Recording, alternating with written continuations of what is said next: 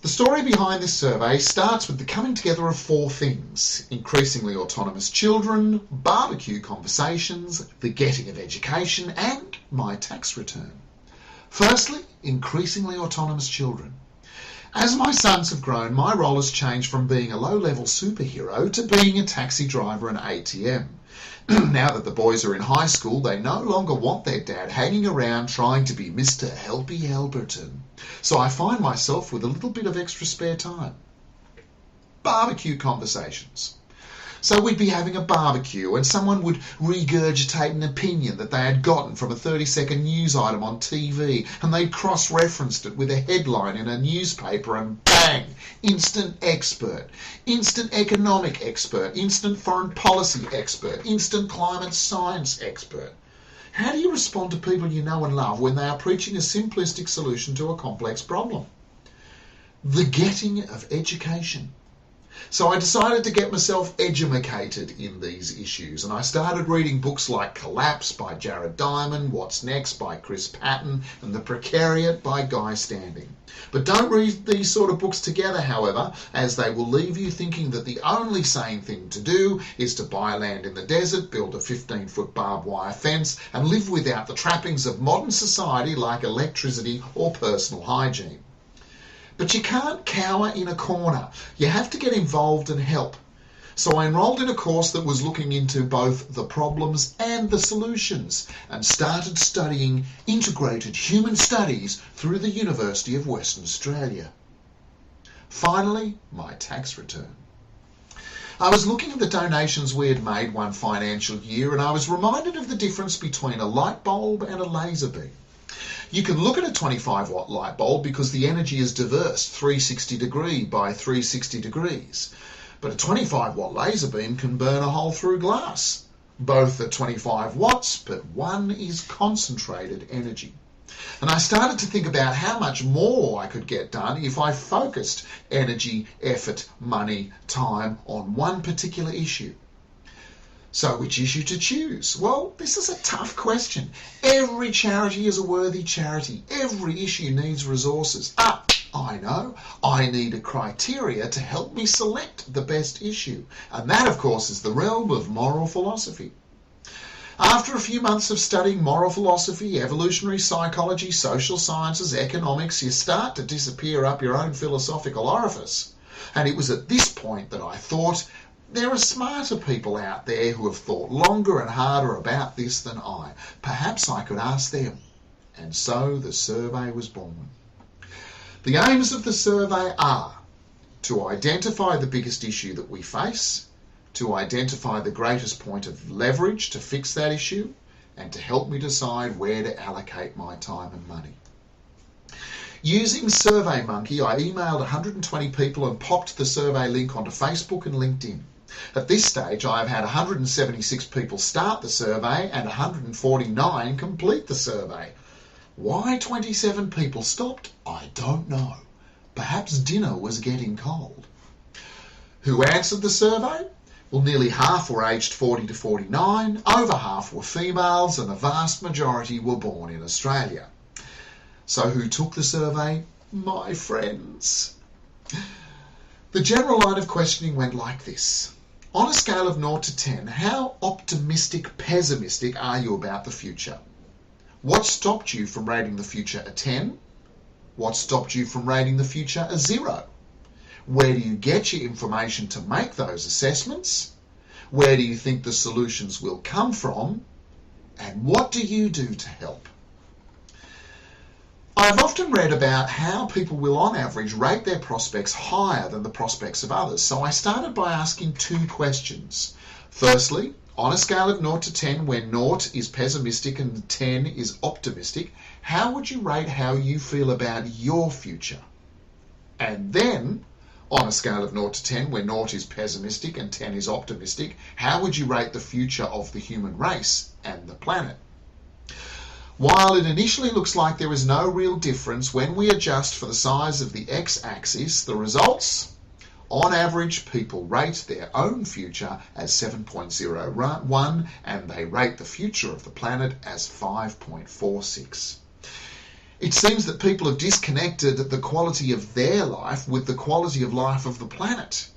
And there is other research out there to show that the same pattern is repeated when the questions are changed to things about finance, well-being, career prospects, in fact, too many other things to be an accident. The next question was asking respondents for the reasons why they did not rate the future of the planet a 10 out of 10, even though 2 people did. According to the respondents, the top 3 reasons why life on the planet is not a 10 are, coming in at number 3, 41% of voters selected environmental degradation. Coming in at number 2, 44% of the voters selected corrupt governments. Coming in at number 1, 46% of the voters selected climate change. I also asked people to identify what stopped them from rating their answer a 0, even though 3 people did. So the top 3 things that respondents say most improves the planet's standard of living: 47% of voters selected cooperation, 61% of voters selected community, and coming in at number 1, a whopping 80% of voters selected human ingenuity and clever thinking. Okay, so at this stage I will be working with a community-based cooperative think tank that works to reduce the effects of climate change by increasing the morality of governments. Sounds good. But before I sign up to Greenpeace or the UN, let's just check where people are getting their information from.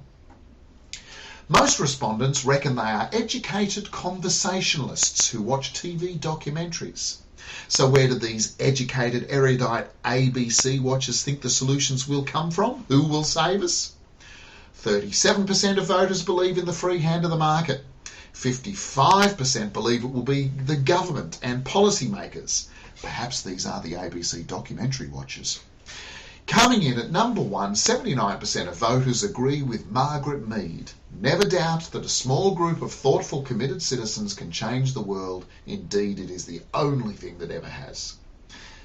Okay, so people think that the best point of leverage is concerned citizens banding together in grassroots organisations. Maybe I should hold off on signing up with the UN. But if that is what they think, how do they act? 44% of respondents donate their time in some way, shape or form, while a massive 87% of respondents donate their money. I then asked respondents to identify who they support, and I'm still working through their answers. How do they choose who they support? Well, only 25% of people are thinking long and hard about the issues before deciding to help. 47% of people select a cause because it affected someone close to them. 48% weighed up the work the organisation did against other organisations and then chose that organisation. Only 25% of respondents said they thought long and hard about the issue. And an initial look at the organisation's respondents' support shows very little link between the issues identified and the organisations supported. It is at this point that I am reminded of the light bulb and the laser beam analogy.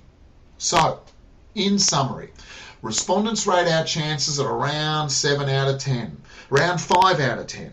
The fight is against climate change, corrupt governments and environmental degradation. On our side are the free markets, governments and grassroots movements. People believe this because they have studied, talked with friends and watched documentaries. Most people help in some way because they have compared organisations that work in an area that affects someone they love. There are some questions that I hope to be able to answer as I look deeper into the data, and these include, firstly, is there a link between the issues people select and the place from which they gain their information?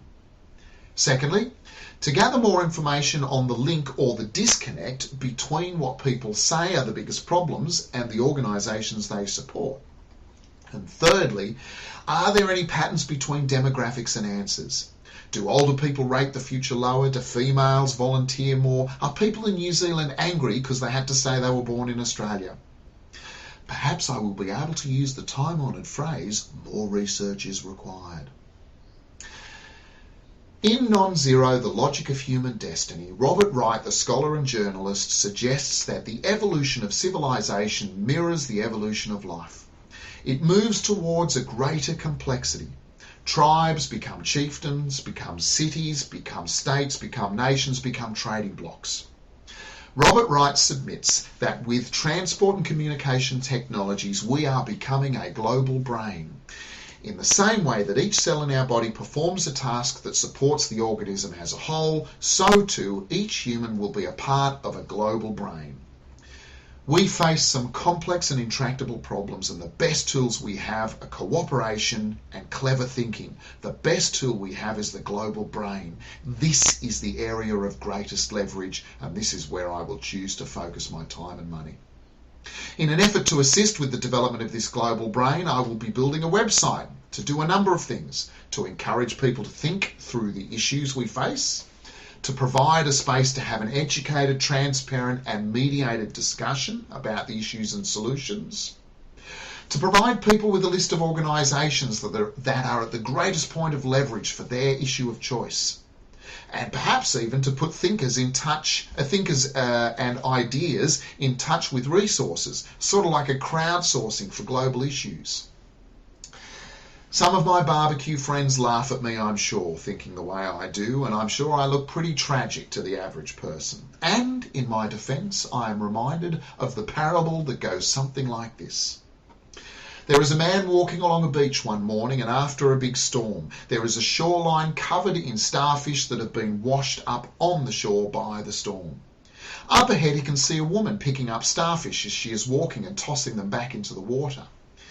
As the man catches up to the woman, he says, "You're wasting your time. There are too many. You can't possibly make a difference."